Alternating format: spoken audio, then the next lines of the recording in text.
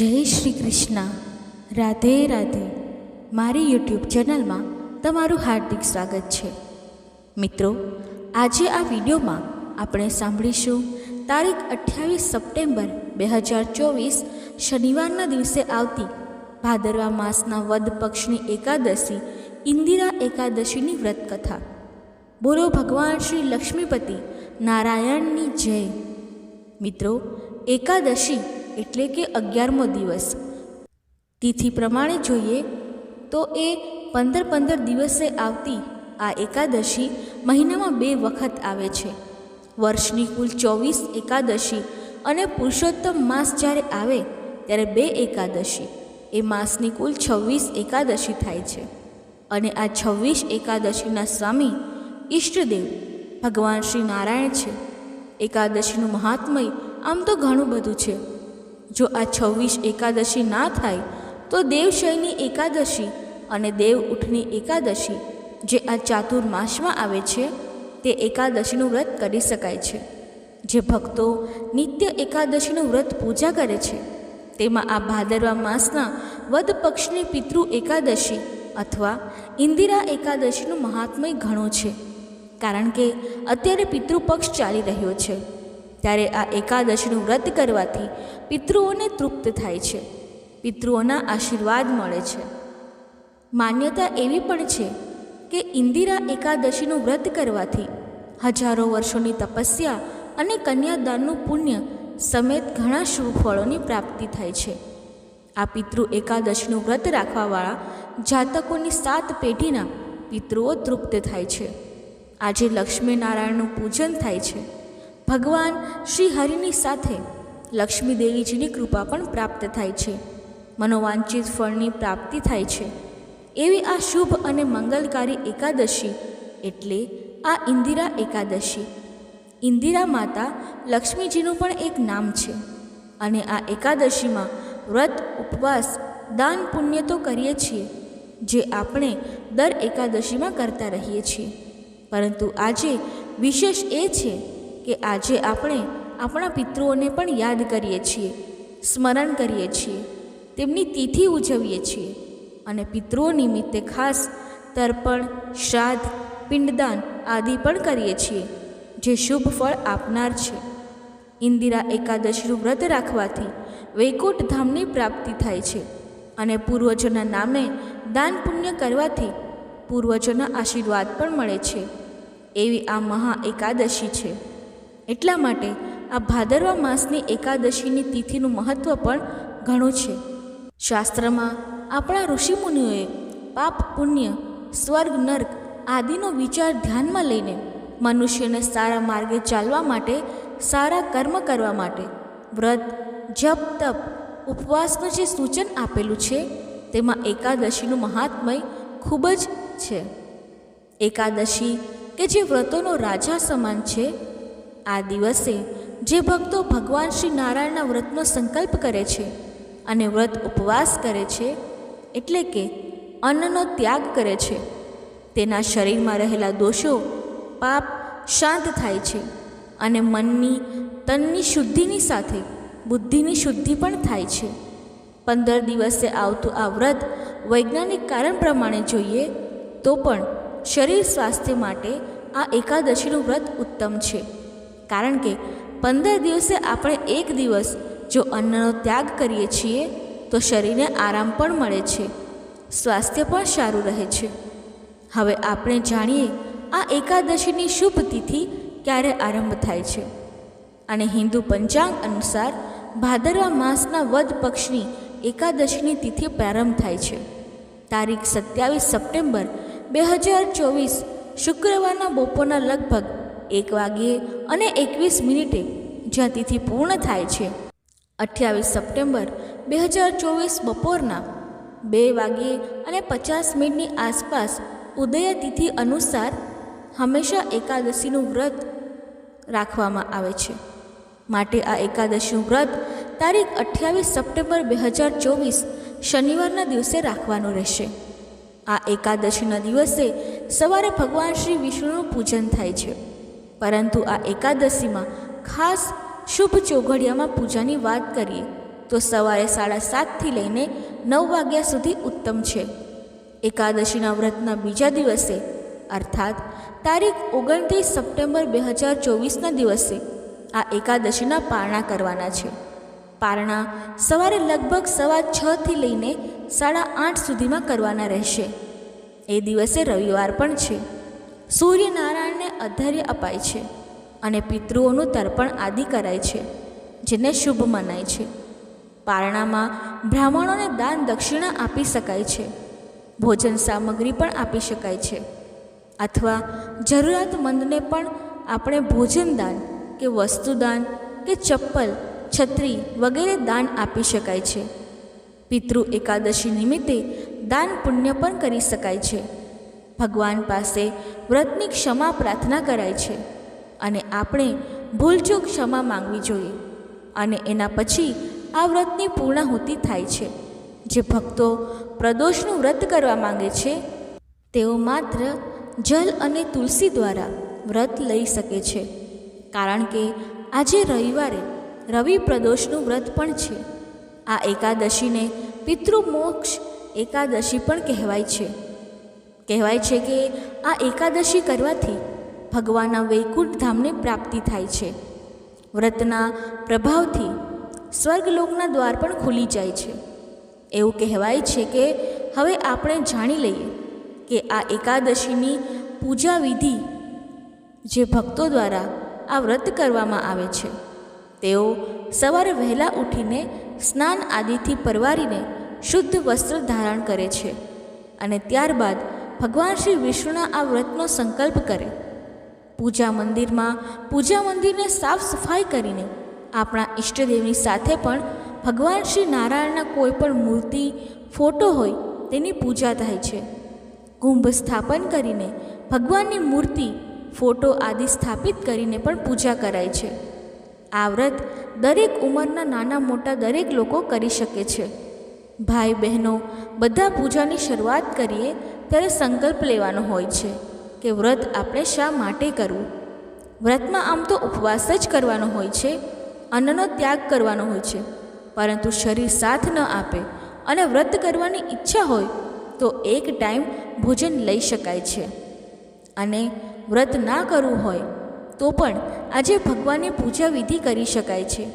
મંદિરમાં જઈને દર્શન કરી શકાય છે અથવા દાન પુણ્ય પણ કરી શકાય છે. આ વ્રતની વિધિ પદ્મ પુરાણમાં બતાવવામાં આવી છે. આ ઇન્દિરા એકાદશીના દિવસે વ્રતનો સંકલ્પ થાય પછી પૂજન આરંભ થાય છે. ભગવાનની મૂર્તિ કે ફોટો હોય, જો મૂર્તિ હોય તો તેને સ્નાન કરાવાય છે, કારણ કે મૂર્તિમાં આંખ છે, હાથ પગ છે, એટલે મૂર્તિની પૂજા જેમ આપણે મનુષ્ય સ્નાન આદિ કરીએ છીએ, વસ્ત્ર પરિધાન કરીએ છીએ, તેવી રીતે થાય છે. જ્યારે ફોટામાં હોય તો તેને સાફ વસ્ત્રથી સાફ કરીને તેનું પૂજન થાય છે. મૂર્તિ હોય તો ગંગાજળથી સ્નાન, શુદ્ધ જળથી સ્નાન કરાવીને પંચગવ્ય અથવા પંચામૃતથી સ્નાન કરાવી શકાય છે. શુદ્ધ જળથી સ્નાન કરાવીને સુંદર વસ્ત્ર પરિધાન કરાવવું, શૃંગાર આદિ ભગવાનને ધરાવવું. ત્યારબાદ ભગવાનને તુલસી જળ સમર્પિત કરવા. તુલસી પત્ર અર્પિત કરવાથી સર્વે દુઃખ નષ્ટ થાય છે, એવો મહિમા છે. તુલસી પત્ર પ્રભુના શ્રી ચરણોમાં સમર્પિત કરવાનો આજે એકાદશીના દિવસે તુલસી પૂજન કરીને પ્રભુના શ્રી ચરણોમાં ધરવા માટે તુલસી પત્ર તોડી શકાય છે, પોતાના ઉપયોગ માટે નહીં. ભગવાનને જે આપણે ભોગ સમર્પિત કર્યો છે તેમાં એક તુલસી પત્ર રાખવું. ધૂપ, દીપ, નૈવેદ્ય, આરતી સાથે પ્રભુનું પૂજન કરવું. ત્યારબાદ વ્રત કથા સાંભળવી અને પ્રસાદ લેવો જોઈએ. આ વ્રત કર્યું હોય તો ઉપવાસમાં ચા, દૂધ, કોફી, ફળાદી, જ્યુસ આદિ લઈ શકાય છે. એક ટાઈમ ભોજનનો નિયમ લીધો હોય તો તેમાં સાત્વિકતા રાખવી. વ્રતમાં શ્રીમદ ભગવદ્ ગીતાનો પાઠ સાંભળી શકાય છે. ભાગવત મહાપુરાણની કથા, વિષ્ણુ સહસ્ત્ર નામ પાઠ જો સમય હોય તો જરૂર સાંભળવું જોઈએ. જો બહાર ગામ જવાનું થતું હોય તો વ્રત કર્યું હોય તો પારકું અન્ન ન ખાય તેનું ધ્યાન રાખવું. બહેનો જો માસિક ધર્મમાં હોય તો વ્રત કરી શકે છે, પૂજા ન થાય. અને અત્યારે શ્રાદ્ધ પક્ષ ચાલુ છે, માટે બહેનોએ અલગ વ્યવસ્થા રાખવી. પોતાની કોઈ પણ શુદ્ધ વસ્તુ કે જે શ્રાદ્ધમાં ઉપયોગમાં આવે છે, પૂજામાં ઉપયોગમાં આવે છે, તેને અડકવી નહીં. અને આ ઇન્દિરા એકાદશીનું મહાત્મય એટલે પણ વધી જાય છે કે આજે આપણે પિતૃ શ્રાદ્ધ પણ નાખીએ છીએ અને એકાદશીનું વ્રત પણ કરીએ છીએ. માટે પિતૃઓને અત્યંત તૃપ્તિ મળે છે. આ એકાદશીનું ફળ આપણે પિતૃઓને પણ આપી શકીએ છીએ. પિતૃઓના નામ કે આપણને જાણ ન હોય કોણ છે આપણા પિતૃ, તો પણ આપણે જે કાંઈ પિતૃ નિમિત્તે દાન પુણ્ય કરીએ છીએ, શ્રાદ્ધ નાખીએ છીએ, પીપળાના વૃક્ષની સેવા પૂજા કરીએ છીએ, પ્રદક્ષિણા કરીએ છીએ, તે સર્વ કાર્ય આપણા જે પિતૃ હોય છે, પૂર્વજો હોય છે, તેના સુધી પહોંચી જાય છે. માટે ચિંતા ન કરવી જોઈએ. પિતૃ શ્રાદ્ધ અવશ્ય કરવું. આ ઉપરાંત આજે એવું પણ મનાય છે કે જે બહેનો કે ભાઈઓ આ વ્રત કરે છે તેઓની ઉપર પિતૃની કૃપા દ્રષ્ટિ હંમેશા બની રહે છે. આજે ગાય માતાની સેવા કરવી, પશુ પક્ષીને દાણ ચણાની વ્યવસ્થા અવશ્ય કરવી જોઈએ. કૂતરાને ભોજન, કાગડાને ભોજન અને કીડિયારું પૂરવું. ફૂલ નહીં તો ફૂલની પાંખડીના રૂપે અવશ્ય કરવું જોઈએ, જેથી આપણા જીવનમાં સુખ સમૃદ્ધિ હંમેશા બની રહે. ભગવાન શ્રી વિષ્ણુની કૃપાથી આપણા ઘરમાં પણ પિતૃની કૃપા રહે તો વંશ વૃદ્ધિ થાય છે. માટે આ એકાદશીનું ઘણું મહાત્મય છે. આપણા ઋષિમુનિઓએ પાપ પુણ્ય, સ્વર્ગ નર્ક આદિનો વિચાર ધ્યાનમાં લઈને મનુષ્યને સારા માર્ગે ચાલવા માટે વ્રત, જપ, તપ, ઉપવાસનું જે સૂચન આપેલું છે તેમાં એકાદશીનું મહત્ત્વ ઘણું છે. એકાદશીનું વ્રત તે સર્વે વ્રતોમાં રાજા સમાન છે. માટે જો આ વ્રત ન થાય તો પણ આજે પ્રભુનું પૂજન કરવું, એ પણ ન થાય તો વ્રત કથા અવશ્ય સાંભળવી જોઈએ. આ ઇન્દિરા એકાદશીનું વ્રત કરવાથી નરકમાં ગયેલા પિતૃઓનો પણ ઉદ્ધાર થાય છે. આ એકાદશીનું મહાત્મય રાજા યુધિષ્ઠિરને ભગવાન શ્રી કૃષ્ણએ કહેલું હતું. ઇન્દ્રસેન નામના રાજાએ પોતાના પિતાના મોક્ષ માટે સ્વયં નારદજીના કહેવાથી આ ઇન્દિરા એકાદશીનું વ્રત કર્યું હતું અને તેમના પિતાને મુક્તિ મળી ગઈ હતી. અને અંત સમયે ઇન્દ્રસેન રાજાને પણ મુક્તિ પ્રાપ્ત થઈ હતી. આ એકાદશીનું વ્રત મૃત્યુતુલ્ય કષ્ટ ભોગવનાર વ્યક્તિને પણ અપાય છે. તેને પણ મોક્ષ પ્રાપ્ત થાય છે અને ઘણું પુણ્ય પ્રાપ્ત થાય છે. એકાદશીના વ્રતનું દાન દેનારને પણ આ વ્રતનું ફળ ભગવાન શ્રી હરિ સુધી પહોંચે છે. આ વ્રત કરવાથી મનુષ્ય પોતાનું કલ્યાણ કરી શકે છે. આ દિવસે છલ કપટ આદિનો ત્યાગ કરવો, કટુ વચન કોઈને બોલવું જોઈએ નહીં અને આંગણે આવેલા કોઈ પણ આગંતુકને પણ મધુર શબ્દથી તેને સંતોષ આપવો જોઈએ. કારણ કે કયા સ્વરૂપમાં આપણા પિતૃ જ કોઈ રૂપ ધારણ કરીને આપણી પાસે આવ્યા હોય. તો દર્શક મિત્રો, આપણે સાંભળ્યું ઇન્દિરા એકાદશીના વ્રતના મહિમા વિશે, પૂજન વિધિ, મુહૂર્ત. હવે આપણે સાંભળીએ આ ઇન્દિરા એકાદશીની વ્રત કથા. બોલો લક્ષ્મીપતિ નારાયણની જય.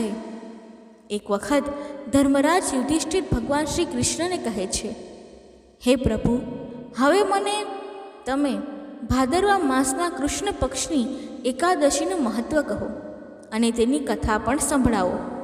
આ એકાદશી કયા નામેથી ઓળખાય છે તથા તેનું વ્રત કરવાથી શું ફળની પ્રાપ્તિ થાય છે તે બધું મને કહી સંભળાવો. આ સાંભળીને ભગવાન શ્રી કૃષ્ણ કહે છે, હે પાંડવ, શ્રેષ્ઠ ભાદરવા માસના કૃષ્ણ પક્ષની એકાદશીનું નામ ઇન્દિરા એકાદશી છે. આ એકાદશીના વ્રતથી નરકમાં ગયેલા પિતૃઓનો ઉદ્ધાર થાય છે. હું તમને તેની કથા સંભળાવું છું, તે તમે ધ્યાનથી સાંભળો. આમ કહીને ભગવાન શ્રી કૃષ્ણ ઇન્દિરા એકાદશીની કથા કહેવા લાગ્યા. પ્રાચીન સતયુગમાં વલ્લભનગરીમાં ચંદ્રસેન નામના પ્રતાપી રાજા રાજ્ય કરતા હતા. તે સંતાન, પૌત્ર, ધન ધાન્ય આદિથી પૂર્ણ તથા સદૈવ શત્રુઓનો નાશ કરનાર હતા. એક સમયે તે પોતાની રાજ્યસભામાં બેઠા હતા ત્યારે દેવ ઋષિ નારદજી ત્યાં પહોંચ્યા. દેવઋષિ નારદજીને જોતાં જ રાજાએ અધર્ય આદિથી એમની પૂજા કરી આસન આપ્યું. દેવઋષિ નારદજી રાજાની આગતા સ્વાગતા જોઈને પ્રસન્ન થઈને બોલ્યા, હે રાજન, તમારા રાજ્યમાં બધું કુશળ તો છે ને? હું તમારી ધર્મપરાયણતા જોઈને અત્યંત પ્રસન્ન છું. ત્યારે રાજા કહે છે, હે મહર્ષિ નારદજી, તમારી કૃપાથી મારા રાજ્યમાં બધું કુશળતાપૂર્વક છે તથા તમારી કૃપાથી મારા સમસ્ત યજ્ઞ કર્મ આદિ સફળ થઈ ગયા છે. હે દેવઋષિ નારદજી, હવે તમારી શું આજ્ઞા છે? આ સાંભળીને દેવઋષિ નારદજી કહે છે, હે રાજન, મને એક મહાન આશ્ચર્ય થાય છે કે જ્યારે એક સમયે હું બ્રહ્મલોકમાં ગયો હતો ત્યારે યમરાજની સભામાં મધ્યમાં તમારા પિતાને બેઠેલા જોયા. તમારા પિતામાં મહાન જ્ઞાની, દાની અને ધર્માત્મા હતા. તેઓ એકાદશીનું વ્રત તૂટી જવાથી યમલોકમાં ગયા છે. તમારા પિતાએ મારા જોડે તમારા માટે સમાચાર મોકલ્યા છે કે હે મુનિવર, તમે મારા પુત્રની પાસે જાઓ. મારા પુત્રનું નામ ચંદ્રસેન છે, જે વલ્લભનગરીમાં રાજ્ય કરે છે. મને કોઈ પૂર્વજન્મના દોષના કારણે આ યમલોક પ્રાપ્ત થયું છે. જો મારો પુત્ર ચંદ્રસેન ભાદરવા માસના કૃષ્ણ પક્ષની ઇન્દિરા એકાદશીનું વ્રત કરે, એ વ્રતનું પુણ્ય મને આપી દે તો મારી મુક્તિ થઈ જાય અને આ લોકમાંથી હું છૂટીને સ્વર્ગલોકમાં વાસ કરી શકું છું. જ્યારે રાજાએ આવા દુઃખપૂર્ણ વાક્યો સાંભળ્યા તો તેમને ઘણું દુઃખ થયું અને ઇન્દિરા એકાદશીના વ્રતની વિધિ તેઓ નારદજીને પૂછવા લાગ્યા. ત્યારે નારદજી કહેવા લાગ્યા કે હે રાજન, ભાદરવા માસના કૃષ્ણ પક્ષની દશમીના દિવસે પ્રાતઃકાળ શ્રદ્ધા સહિત સ્નાન કરવું જોઈએ. તે પછી બપોરે પણ સ્નાન કરવું જોઈએ. એ સમયે જળમાંથી નીકળીને શ્રદ્ધાપૂર્વક પિતૃઓને શ્રાદ્ધ કરવું જોઈએ અને એ દિવસે એક સમયે ભોજન કરવું જોઈએ. રાત્રિએ પૃથ્વી પર શયન કરવું. આના બીજા દિવસે અર્થાત એકાદશીના દિવસે પ્રાતઃકાળે દાતણ કરવું અને સ્નાન કર્યા પછી ભક્તિપૂર્વક વ્રત ધારણ કરવું જોઈએ અને કહેવું જોઈએ કે હું આજે નિરાહાર રહીશ અને સમસ્ત ભોગોનો ત્યાગ કરીશ. તે પછી કાલે ભોજન કરીશ, એટલે કે બારસના દિવસે પારણા કરીશ. હે નારાયણ, હે ભગવાન, તમે મારી રક્ષા કરનાર. હે નારાયણ, હે ભગવાન, તમે મારી રક્ષા કરનાર છો. તમે મારા વ્રતને નિભાવજો. આ પ્રકારે આચરણ કરીને બપોરના સમયે શાલિગ્રામ ભગવાનની મૂર્તિ સ્થાપિત કરવી જોઈએ અને ઉત્તમ બ્રાહ્મણને બોલાવીને ભોજન કરાવવું અને દક્ષિણા આપવી જોઈએ. ભોજનમાંથી થોડો ભાગ લઈને ગાયને આપવો. ભગવાન વિષ્ણુને ધૂપ, દીપ, નૈવેદ્ય, તુલસીપત્ર આદિથી પૂજા કરવી જોઈએ અને રાત્રિએ જાગરણ થાય તો કરવું જોઈએ. આ ઉપરાંત દ્વાદશીના દિવસે મૌન થઈને બંધુ બાંધવો સહિત ભોજન કરવું અને કરાવવું જોઈએ. દેવઋષિ નારદજી ચંદ્રસેન રાજાને કહે છે, હે રાજન, આ ઇન્દિરા એકાદશીના વ્રતની વિધિ છે. જો તમે આળસ રહિત થઈને પિતૃ એકાદશીનું વ્રત કરશો તો તમારા પિતાજીને અવશ્ય સ્વર્ગની પ્રાપ્તિ થશે. રાજાએ આ સાંભળીને પિતૃ એકાદશીનું વ્રત કરવાનો મનોમન સંકલ્પ કર્યો. જ્યારે આ એકાદશી આવી ત્યારે વિધિપૂર્વક વ્રત કર્યું. બંધુ બાંધવો સહિત આ વ્રત કરવાથી આકાશમાંથી પુષ્પ વર્ષા થઈ અને રાજાના પિતા યમલોકમાંથી રથમાં બેસીને સ્વર્ગમાં ગયા. રાજા ચંદ્રસેન પણ આ એકાદશીના વ્રતના પ્રભાવથી સમય રહેતા આ લોકમાં સુખ ભોગવીને અંતે સ્વર્ગલોકને પામ્યા. ભગવાન શ્રી કૃષ્ણ પાંડવ શ્રેષ્ઠ યુધિષ્ઠિરને કહે છે, હે ધર્મરાજ, મેં ઇન્દિરા એકાદશીનું મહાત્મય તમારી પાસે કહી સંભળાવ્યું છે. જે મનુષ્ય આ કથા સાંભળે છે, વાંચે છે અને પાઠ કરે છે તે સર્વ પાપોમાંથી મુક્ત થાય છે.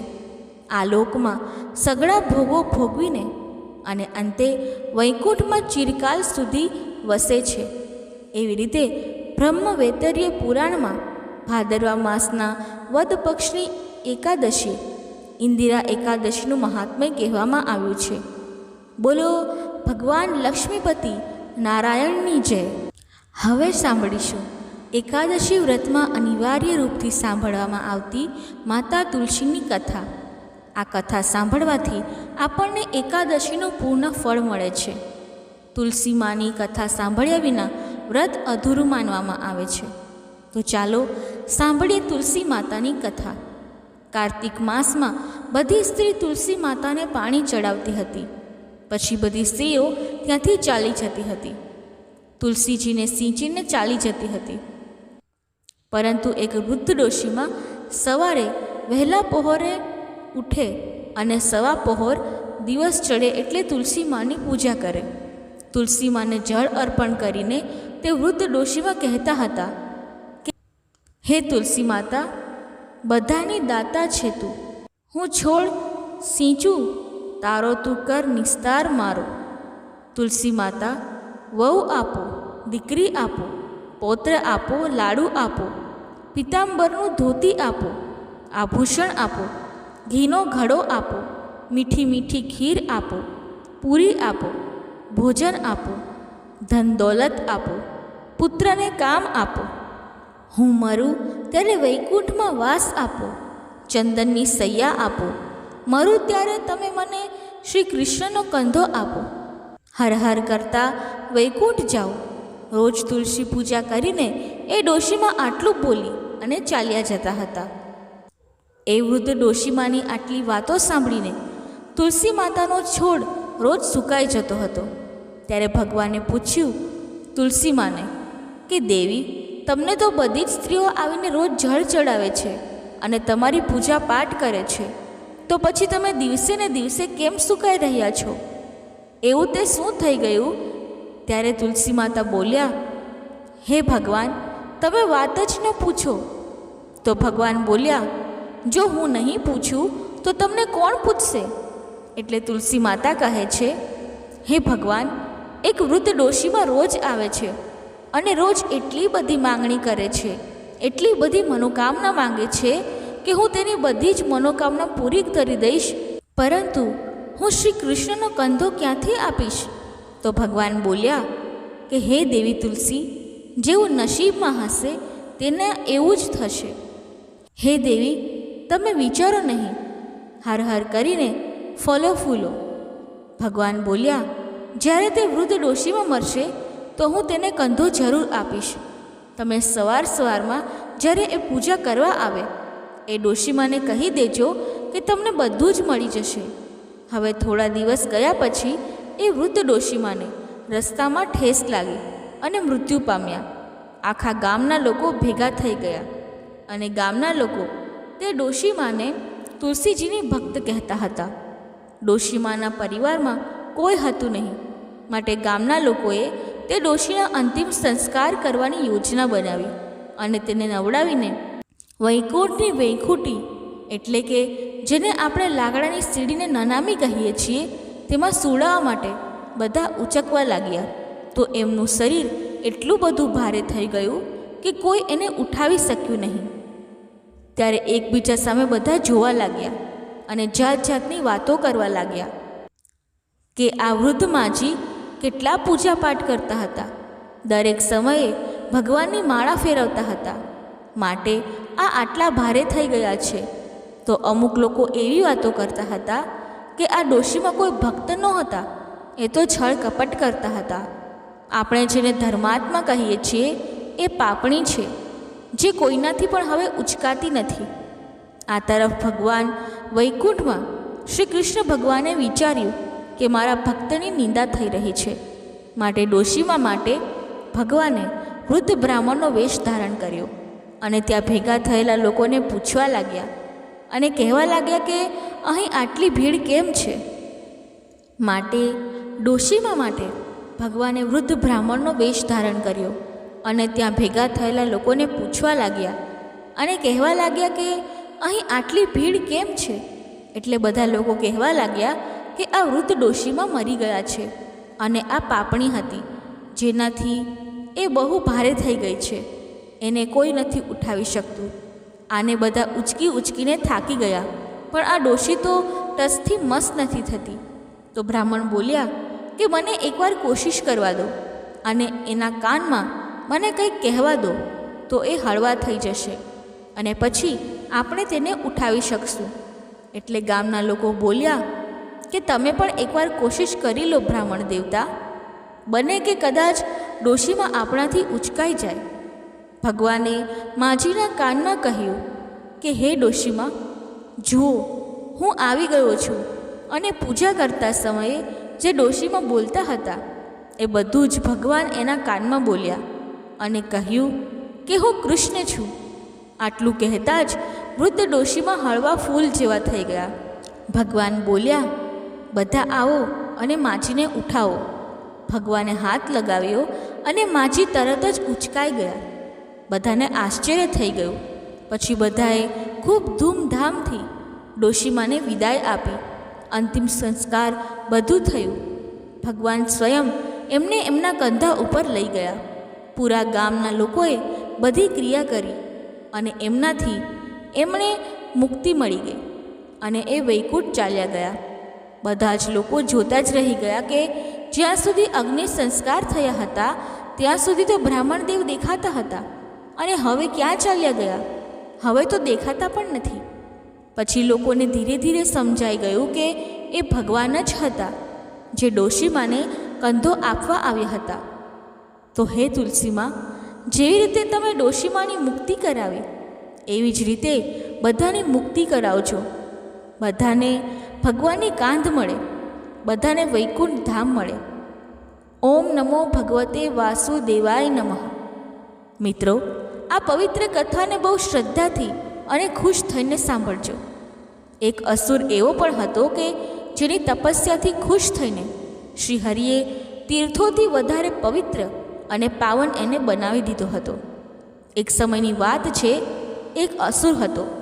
એનું નામ હતું ગયાસુર. ગયાસુર ભગવાન શ્રી હરિને પ્રસન્ન કરવા માટે ઘોર તપ કરવા લાગ્યો. એના તપના પ્રભાવથી બધા જ દેવી દેવતા હેરાન પરેશાન થઈ ગયા હતા. એ બધા જ દેવતા મળીને ભગવાન વિષ્ણુ પાસે જાય છે અને ભગવાનને પ્રાર્થના કરવા લાગ્યા કે હે પ્રભુ, એ ગયાસુરના તપના કારણે ઉત્પન્ન થયેલી સમસ્યાનું સમાધાન કરો. બધાની દયનીય સ્થિતિ જોઈને શ્રીહરિને રક્ષા કરવા માટે બધા દેવતા કહે છે. શ્રીહરિ દેવતાઓને શાંત કરે છે, આશ્વાસન આપે છે અને કઠોર તપ કરી રહેલા ગયાસુર સામે શ્રીહરિ પ્રગટ થાય છે. પોતાની સામે એમના આરાધ્યને જોઈને ગયાસુર ભાવ વિભોર થઈ જાય છે. ભગવાન તેની તપસ્યાથી પ્રસન્ન થઈને તેને વરદાન માંગવાનું કહે છે. એટલે અસુર કહે છે, ભગવાન, તમે મને વરદાન આપો કે હું બધા જ તીર્થ કરતાં પણ પવિત્ર થઈ જાઉં. ભગવાન તથાસ્તુ કહીને ભગવાને મન વાંછિત વરદાન આપ્યું, જેનાથી દેવતાઓની પરેશાની સમાપ્ત થઈ જાય છે. પણ આ શું? ગયાસુરને મળેલા આ વરદાનના કારણે જે પણ વ્યક્તિએ અસુરના દર્શન કરે છે તે પણ વ્યક્તિ આ ગયાસુરના દર્શન કરે છે એ મોક્ષને પ્રાપ્ત કરીને ભગવાન પાસે પહોંચી જતા હતા. આવામાં જો પાપી મનુષ્ય પણ એ અસુરના દર્શન કરી લેતા હતા તો એ બધા પાપોથી મુક્ત થઈને મોક્ષ પ્રાપ્ત કરી લેતા. આ બધું જોઈને બધા બ્રહ્માજી પાસે ગયા અને બ્રહ્માજી સહિત બધા દેવતાઓ મળીને શ્રી હરિ પાસે ગયા. આ વાત પર શ્રી હરિ બ્રહ્માજીને કહે છે કે એ બધા દેવતાઓને લઈને ગયાસુર પાસે જાય અને એની પાસે એક યજ્ઞ કરવા માટે થોડી ભૂમિ માંગે. બ્રહ્માજી વિષ્ણુ ભગવાન પાસેથી આજ્ઞા લઈને ગયાસુર પાસે ગયા અને તેને યજ્ઞભૂમિ બનાવવા માટે તેના પાવન શરીરની માંગ કરી. ગયાસુર ખુશી ખુશી એના શરીરને યજ્ઞભૂમિ માટે દેવા તૈયાર થઈ ગયા. બ્રહ્માજી એના મસ્તક ઉપર યજ્ઞ આરામ કરે છે અને જેવા જ યજ્ઞમાં પૂર્ણાહુતિ થવાનો સમય આવ્યો તો ગયાસુરનું શરીર ચંચળ થઈ ગયું. યજ્ઞ સમયે એ વિચલિત થવા લાગ્યા. આ જોઈ ભગવાન વિષ્ણુ ધર્મને બોલાવે છે. ધર્મને દેવમય શિલાને ગયાસુરના માથા ઉપર મૂકવા કહે છે. એટલે કે એક પથ્થરને ગયાસુરના માથા ઉપર મૂકવા માટે કહ્યું. પ્રિય ભક્તો, દેવમય શિલા બીજું કોઈ નહીં પણ ધર્મ અને તેની પત્ની ધર્મવતીના પુત્રી ધર્મવ્રતા છે. ધર્મવ્રતાના વિવાહ ઋષિ મરીચી સાથે થયા હતા. અજ્ઞાનવશ ઋષિ મરીચીએ તેની પત્નીને સેવાથી વિમુખ થવા પર પથ્થરશિલા થવાનો શ્રાપ આપ્યો હતો. પછી કઠોર તપ કરીને ધર્મવતાએ શ્રી હરિને કહીને આ શ્રાપને પણ વરદાનના સ્વરૂપમાં બદલી નાખ્યું હતું. હવે જ્યારે શ્રી હરિના કહેવા પર આ શિલાને ગયાસુરના શરીરમાં મૂકવામાં આવી, ત્યારબાદ પણ ગયાસુરનું શરીર હલતું બંધ થયું નહીં, હલતું જ રહ્યું, ડોલતું જ રહ્યું. આ જોઈને અન્ય દેવતાઓ પણ એ શિલા પર જઈને બેસી ગયા કે જેથી શિલા હલતી બંધ થાય, પણ છતાંય શિલાનું હલવાનું બંધ થયું નહીં. એ દેવતાઓ પણ તેની સાથે ડોલવા લાગ્યા. પછી બધા દેવતાઓ હેરાન થઈને શ્રી હરિના શરણમાં ગયા અને ગયાસુરના શરીરને સ્થિર રાખવા માટે સહાયતા માંગી.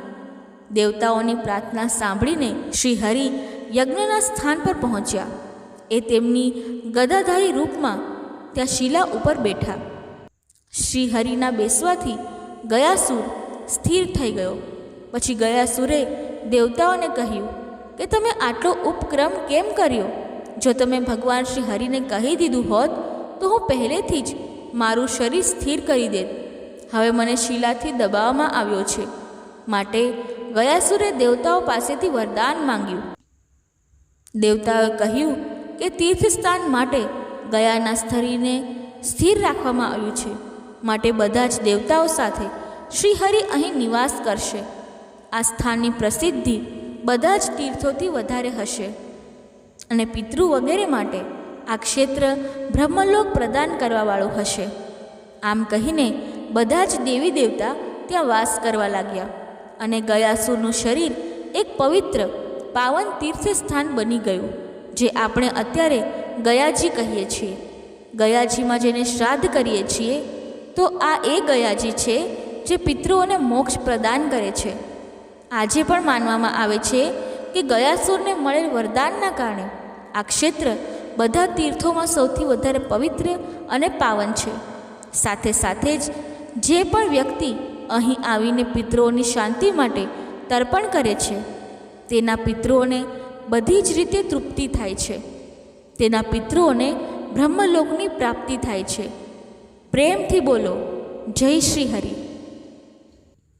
મિત્રો, કથા બોલતી વખતે જો મારાથી કોઈ ભૂલ થઈ હોય તો હું ક્ષમા માગું છું અને આશા રાખું છું કે તમને આ કથા પસંદ આવી હશે.